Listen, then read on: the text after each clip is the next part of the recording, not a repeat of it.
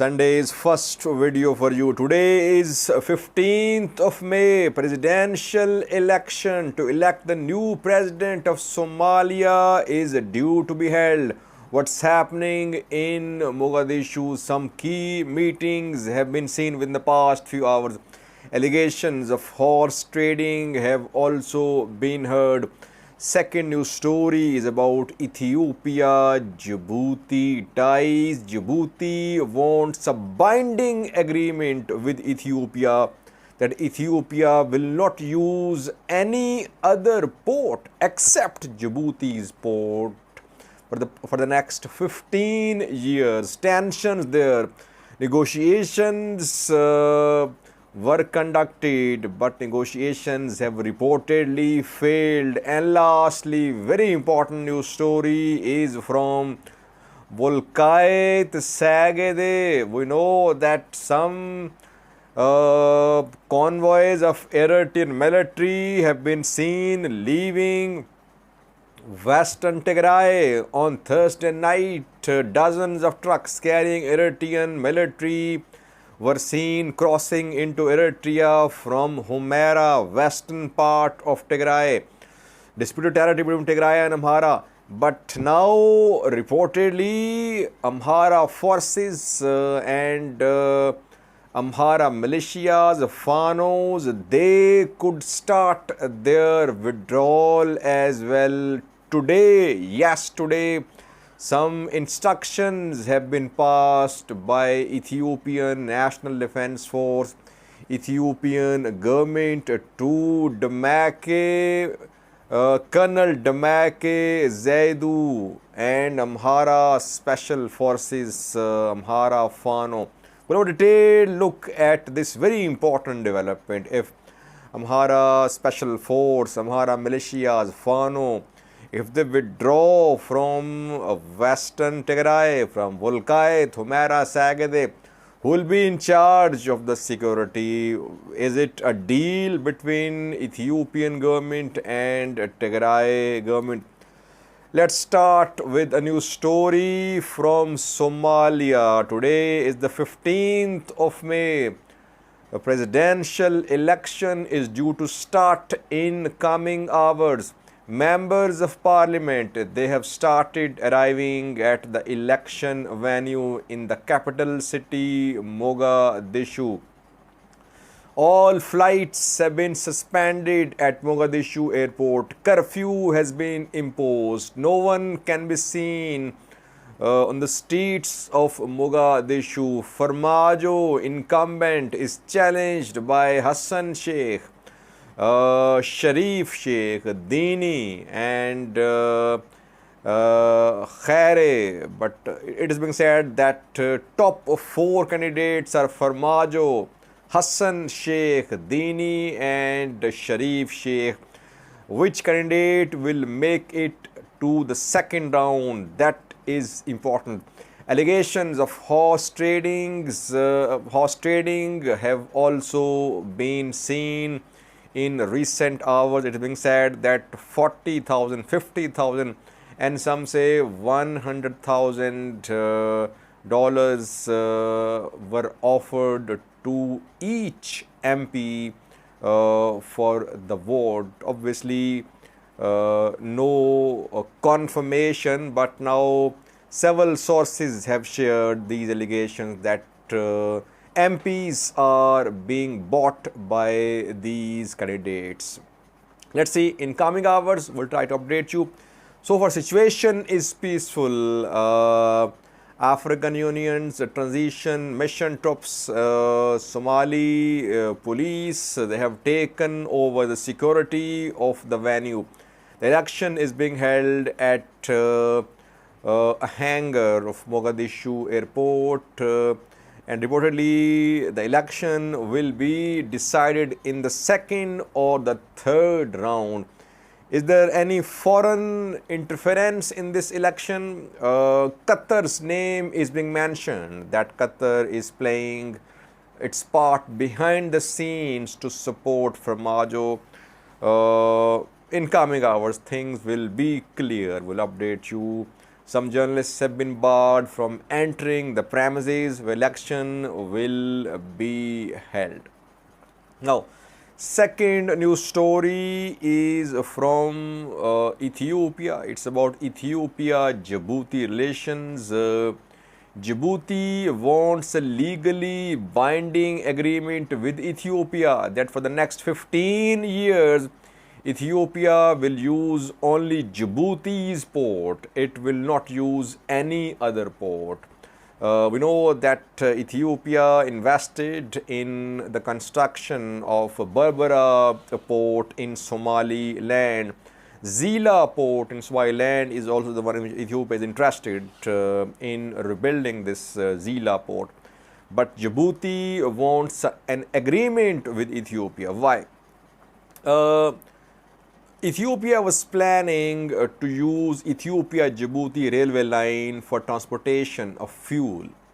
Railway line has already been constructed. Now some sections are being constructed to connect this railway line with oil storage, oil unloading and loading facilities in Ethiopia and Djibouti. So more than a year ago, some contracts were signed, and Ethiopian government and Djibouti's government, they agreed to construct a railway line to connect with the port in Djibouti and with oil unloading facility in Awash in Ethiopia. Construction started in Ethiopia. A Chinese company is working on Gobiye-Awash line to connect the already constructed Djibouti-Ethiopia line with Awash oil unloading facility. Ethiopia has constructed around 30% of the section of this new railway line. But Djibouti is not starting the work. Djibouti is not connecting its port with Ethiopia-Djibouti railway line. Why? Djibouti wants legally binding agreement. Djibouti says that Ethiopia must not use any other port in the region, and Ethiopia must sign an agreement. Negotiations have been held, but reportedly negotiations have failed. In recent months, we heard about demands from Djibouti's government to increase port fees as well. So several disputes, disagreements are being reported between Djibouti and Ethiopia.